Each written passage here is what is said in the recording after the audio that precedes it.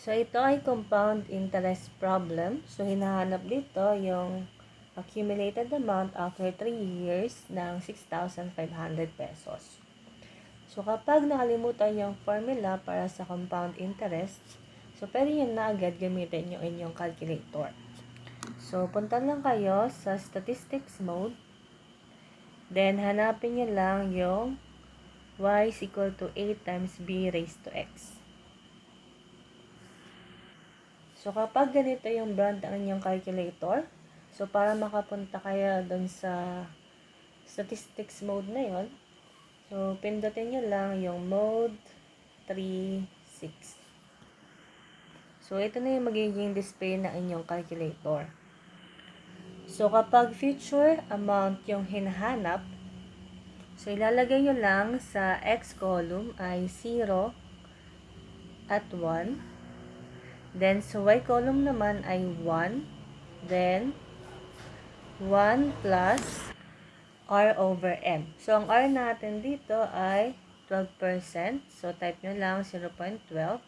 So, divide by m. So, yung m natin ay 2. Bakit 2? Kasi semi-annually.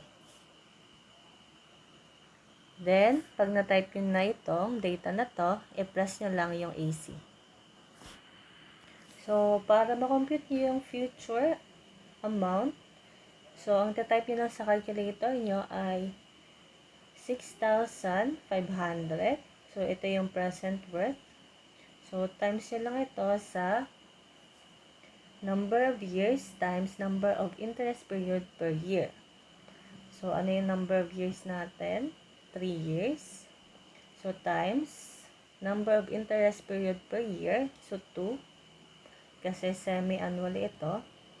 So, lagyan nyo lang ng parenthesis. Tapos, hanapin nyo yung y hat sa inyong calculator. So, type nyo lang 6,500 times yung years natin times yung ating m. So, which is 2 kasi semi-annually. So, hanapin nyo lang yung y hat. So, makikita yon sa regression. Then, y hat. So, sa kanon, para mapalabas nyo yung y hat, pindutin nyo lang yung apps 8,5. So, sa kaso naman, para mapalabas yung y hat, pindutin nyo lang yung shift 155. So, kapag ganito na yung nasa display na inyong calculator, pindutin nyo lang yung equals. So, yung future worth natin ay 9,220.37.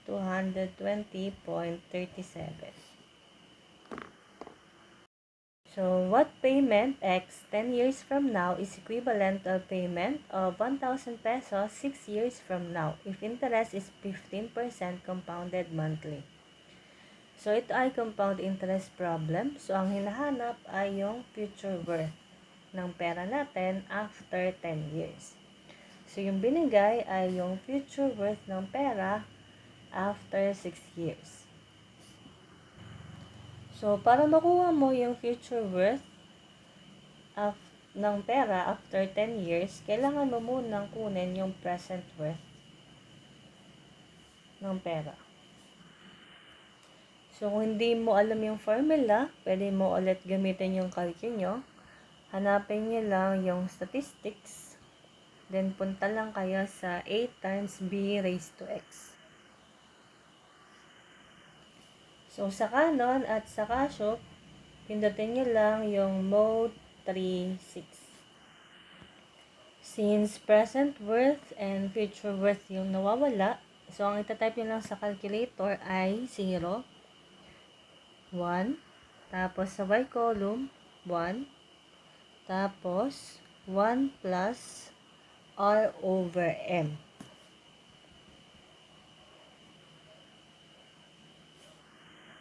So, yung r natin ay 15%. So, yung m natin ay 12. Bakit 12? Kasi meron tayo dito ang compounded monthly. So, ibig sabihin, 12 yung number of interest period natin per year. So, kapag na-type nyo na yan sa calculator nyo, press nyo lang yung AC. So, yung future worth, equal lang yan sa present worth times number of years times number of interest period per year times y hat.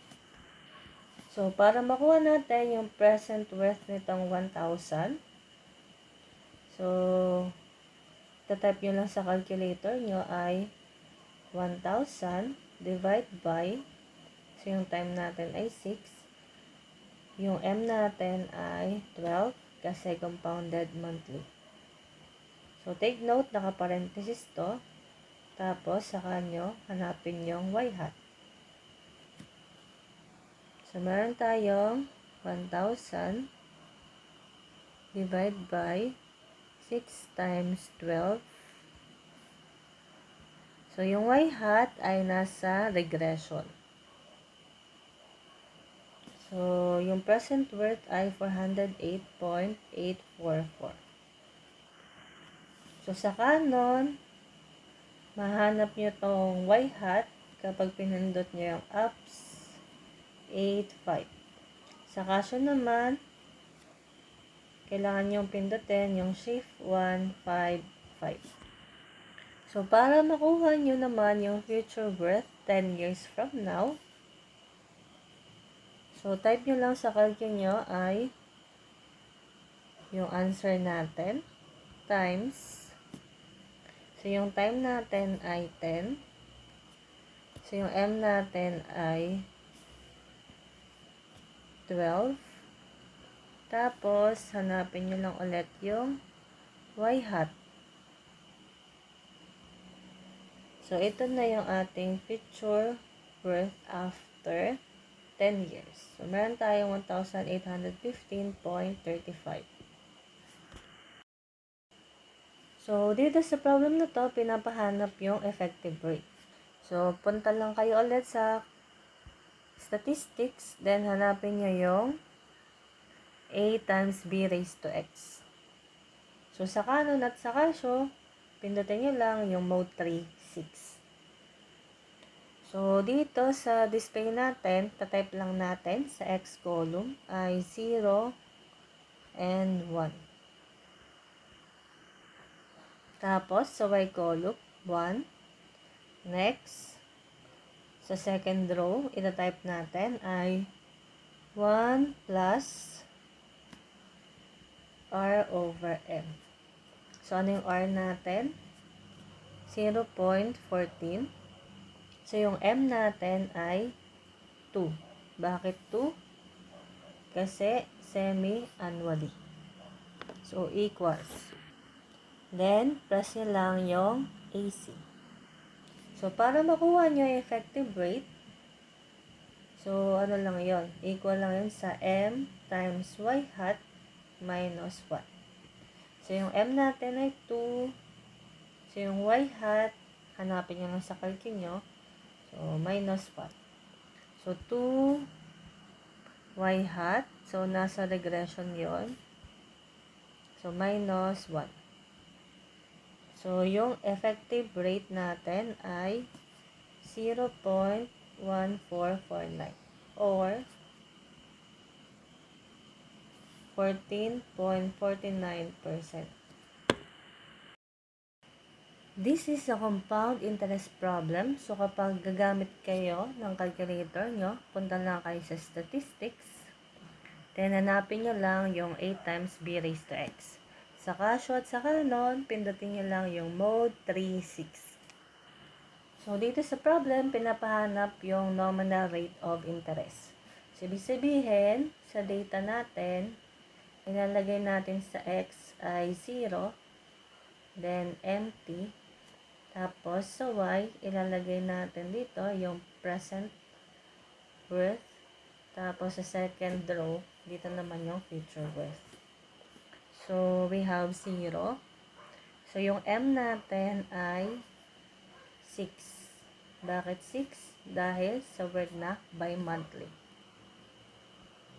So, yung T natin ay 5 years. So, yung present o yung principal ay 150,000. So, yung future, 223,183. So, press nyo lang yung AC. So, para makuha yung nominal rate of interest, so, yung formula lang natin ay B minus 1 times M. So, yung B, hanapin nyo lang sa regression.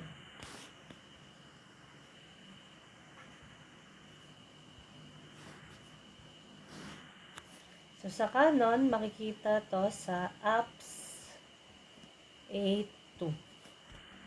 Sa Casio, makikita yung B sa shift 152.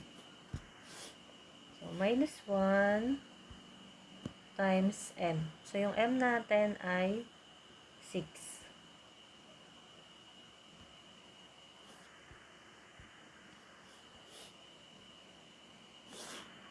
So, yung R natin ay 0.08 or 8% compounded by monthly. So, dito sa problem na to, hinahanap kung kailan mag-quadruple yung ating fund. So, kapag ganito yung problem, tas gagamit ka ng calculator, punta ka lang sa mode, statistics, then hanapin mo yung A times B raised to X. Kasi nga ito ay compound interest problem. So, sa Casio at sa Canon, pindutin mo lang yung mode 36. So, kapag ganito yung problem, ang ilalagay mo sa X ay year. Tapos sa Y naman, yung worth of money per year.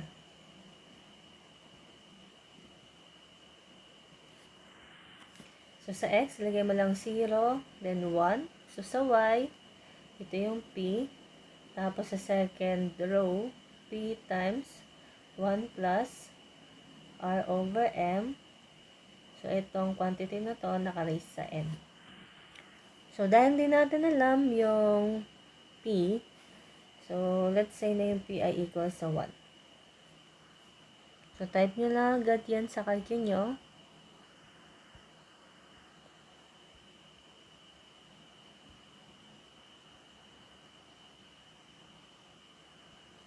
So, yung R natin ay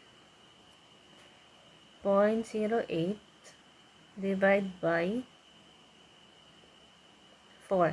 Bakit 4? Kasi compounded quarterly. So, ito ay naka-raise sa 4. Yung buong quantity. So, press nyo lang yung AC. So, para makuha yung time, equal lang yan sa future value times x hat.